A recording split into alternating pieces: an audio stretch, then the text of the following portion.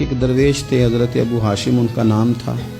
کہتے ہیں بڑی مجبوری تھی, مجھے کہیں جانا تھا تو کشتی نہیں مل رہی تھی.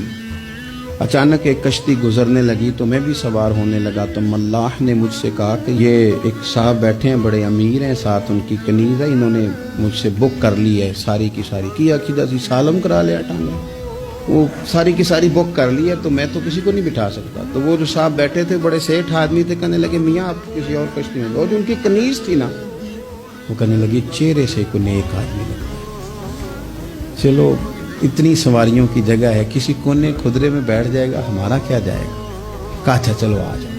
کہتے میں کونے میں بیٹھ گیا, تھوڑا رستہ آگے گیا, انہوں نے کھانے کا سامان نکالا, مجھے بھی کھلایا, لیکن کھاتے کھاتے میری نظر پڑی تو اس میں تو شراب کے برتن بھی تھے معاذ. پھر اس شخص نے کھانا کھانے کے بعد اس کنیز سے کہا کہ مجھے معاذ اللہ گانا سناؤ. وہ گانے گانے لگی, یہ میری طرف متوجہ ہونے لگا, مجھے کہنے لگا سنو. میں نے کہا میں یہ نہیں سنتا. پھر میری طرف شراب بڑھائی, میں نے کہا میں نہیں پیتا. تو کہنے لگا تو کیا سنتا ہے, تو کیا سنتا ہے. تو کہنے لگے میں سناؤں کیا سنتا ہوں. کہا سنائیے. فرماتے میں نے قرآن پاک پڑھنا شروع کر دی. تو کہتے ہیں میں نے اسے چند آیتیں سنائیں, اس کی تو کیفیت ہی بدل گئی. کہنے لگا مولانا زندگی بڑی گناہوں میں گزری ہے, اب توبہ کر لوں تو مالک معاف کر دے گا.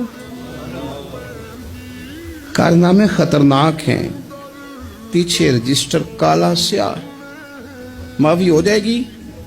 دولت بڑی تھی تو پھر ہم نے بھی شراب کباب شباب میں اڑا دی ساری, معاف کر دے گا.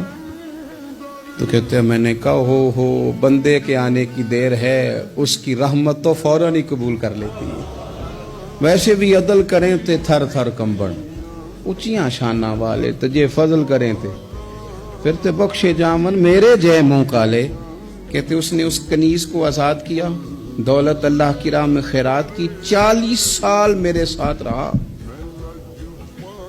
پھر میں نے اس کی زبان سے سوائے خیر کے جملہ نہیں سنا. ایک کی بات کرتا تھا, کہتا تھا شیخ کاش آپ مجھے تھوڑا پہلے مل جاتے, زندگی سے یہ گلہ ہے کہ تو ذرا دیر سے ملا ہے.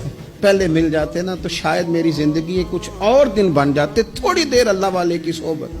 آپ فرماتے ہیں پھر وہ 40 سال کے بعد میرے سامنے انتقال ہوا, میں نے ہی دفن کیا, میں نے ہی قبر میں اتارا, جنازے کا اہتمام بھی میں نے ہی کیا. میرا یار تھا, دل لگ گیا تھا, پیار ہو گیا, میں پریشان رہتا. ایک دن خواب میں مل کے مجھے کہنے لگا فکر نہ کر, میں نے اپنے رب کو بڑا ہی مہربان پایا ہے.